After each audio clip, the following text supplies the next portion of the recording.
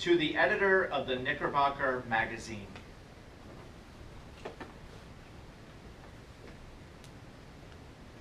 Sir, I observed in your last month's periodical a communication from a Mr. Vanderdonk giving some information concerning Communipaw.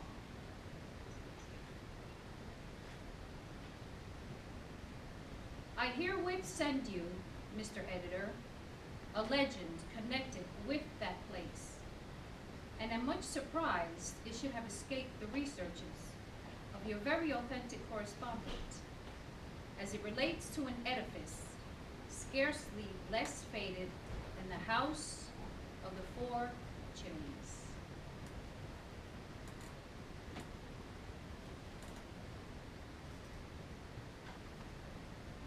I give you the legend in its crude and simple state, as I heard it related. It is capable, however, of being dilated, inflated, and dressed up into very imposing shape and dimensions. Should any of your ingenious contributors in this line feel it inclined to take it in hand, they will find ample materials, collateral and illustrated, among the papers of the late Renier Scats, many years since crier of the court and the keeper of the city hall in the city of Manhattoes, or in the library of that important and utterly renowned functionary, Mr. Jacob Hayes, longtime High Constable, who, in the course of his extensive researches, has amassed an amount of valuable facts to be rivaled only by that great historical collection, the Newgate Calendar.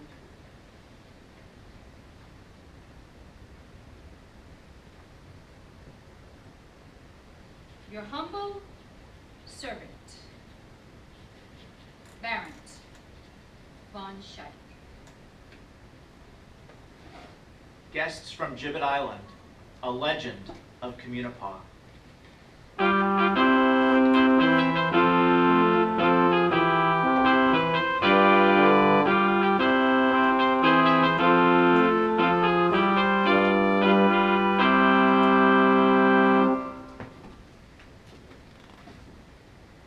Whoever has visited the ancient and renowned village of Communipaw may have noticed an old stone building of most ruinous and sinister appearance. The doors and window shutters are ready to drop from their hinges. Old clothes are stuffed in the broken panes of glass, while legions of half-starved dogs prowl about the premises and rush out and bark at every passerby. For your beggarly house in a village is most apt to swarm with profligate and ill-conditioned dogs. What adds to the sinister appearance of this mansion is a tall frame in front, not a little resembling a gallows, and which looks as if waiting to accommodate some of the inhabitants with a well-merited airing. It is not a gallows, however, but an ancient signpost.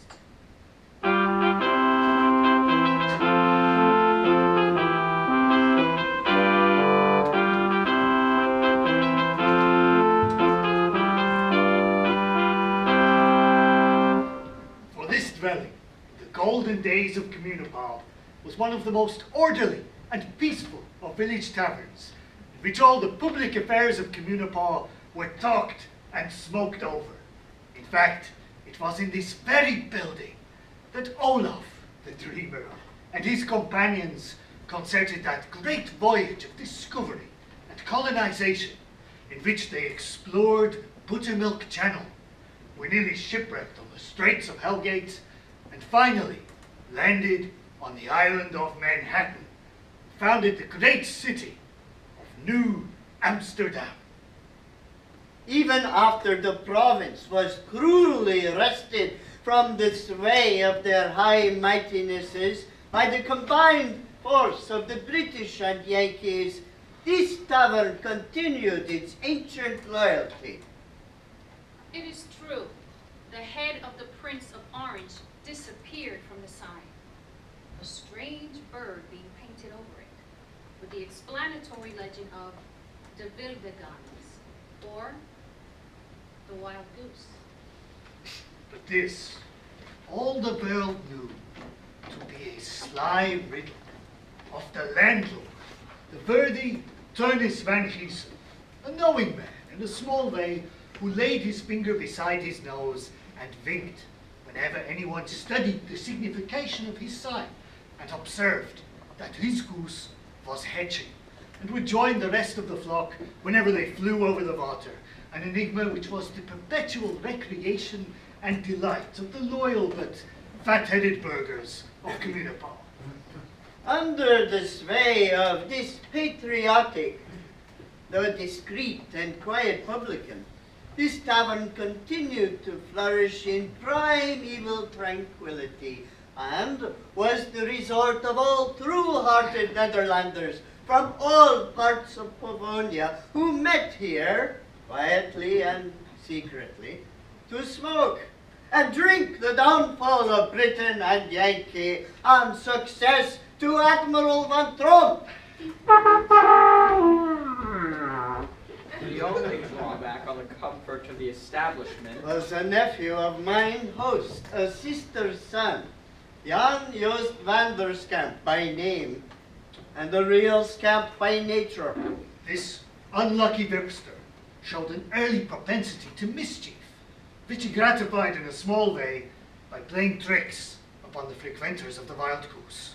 Putting gunpowder in their pipes, or squibs in their pockets, and astonishing them with an explosion as they sat nodding around the fireplace in the barroom. And if perchance a worthy burgher from some distant part of Pavonia had lingered until dark over his potation, it was odds but that young Vanderskamp would slip a briar under his horse's tail as he mounted, and send him clattering along the road in neck-or-nothing style, to his infinite astonishment and discomfiture. It may be wondered at why mine host of the Wild Goose did not turn such a graceless varlet out of doors. But Turnus van Giesen was an easy-tempered man, and having no child of his own, looked upon his nephew with almost parental indulgence. His patience and good nature were doomed to be tried by another inmate of his mansion. This was a cross-grained curmudgeon of a Negro named Pluto, who was an enigma in Communipaw.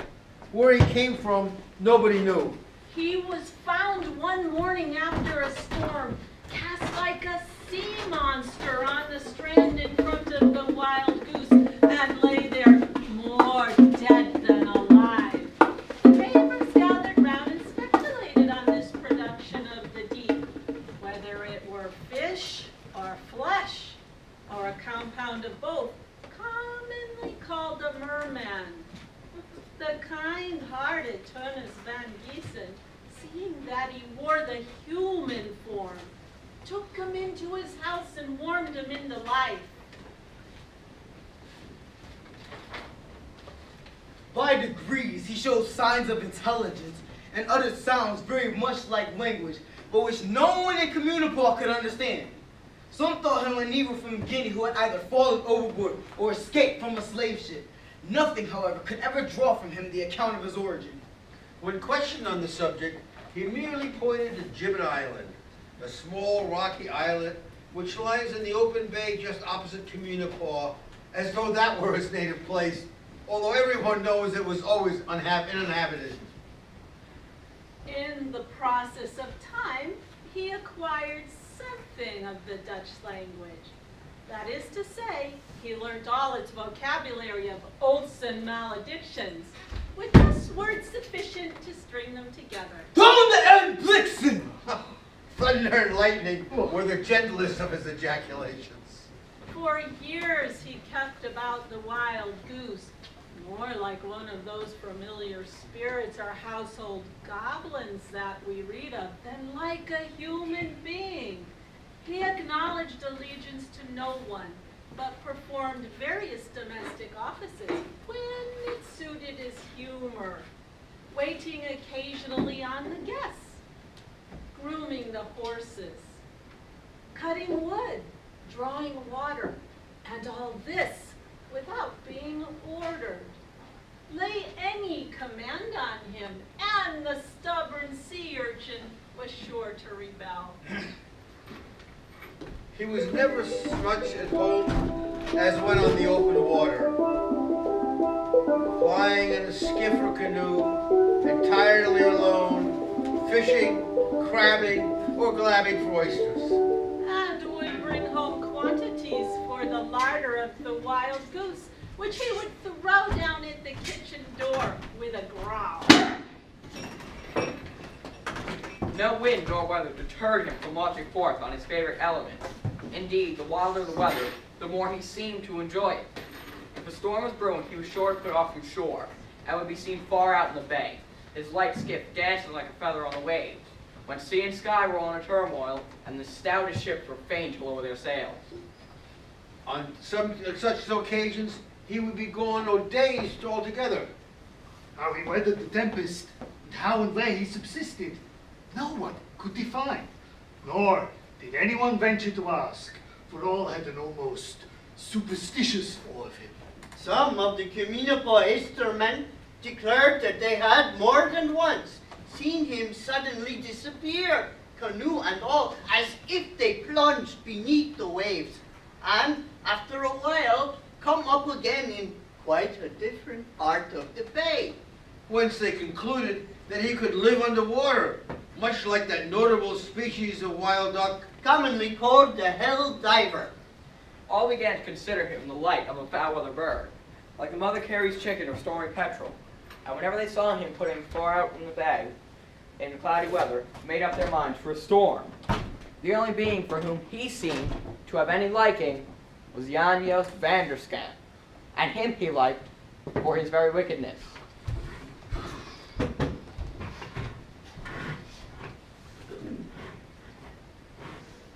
He, in a manner, took the boy under his tutelage, prompted him to all kinds of mischief, aided him in every wild harum-scarum freak. Until the lad became the complete scapegrace of the village, a pest to his uncle and to everyone else. Nor were these worthies confined to that land. He soon learned to accompany old Pluto on the water. Together these worthies would cruise abroad the broad bay, neighboring straits and rivers, robbing the set nets of fishermen, landing on remote coasts, laying waste orchard and watermelon patches. In short, carrying on a complete system of piracy on a small scale. Piloted by Pluto, the youthful Vanderskamp soon became acquainted with all the bays, rivers, creeks, and inlets of the watery world around him. Could navigate from the Hook to Spiting Devil on the darkest night, and learned to set even the terrors of Hell Gate at defiance. At length, Negro and boy suddenly disappeared, and days and weeks elapsed, but without tidings of them. some say they had run away and gone to sea. Others jocosely hinted that old Pluto, being his namesake in disguise, had spirited away the boy to the nether regions. All, however, could agree on one thing, that the village was well rid of them.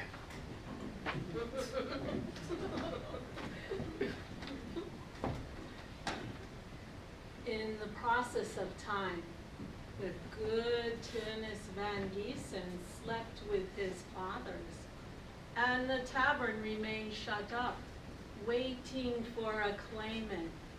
But the next heir was Jan Joost van der Scamp, and he had not been heard of for years.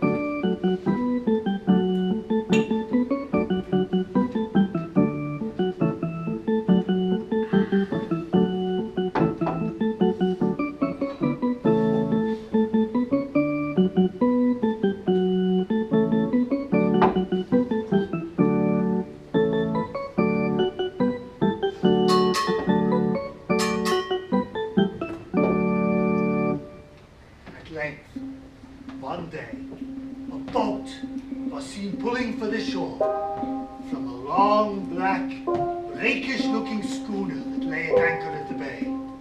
The boat's crew seemed worthy of the craft from which they depart. Never had such a set of blazing, blustering, swamping markets landed in east of Communipaw. They were outlandish in garb and demeanor. And bareheaded by a rough, burly, bully ruffian, with fiery whiskers, a copper nose, a scar across his face, and a great flounderish beaver slouched on one side of his head. In whom, to their dismay, the quiet inhabitants were made to recognize their early best, Jan Joost van der Scamp.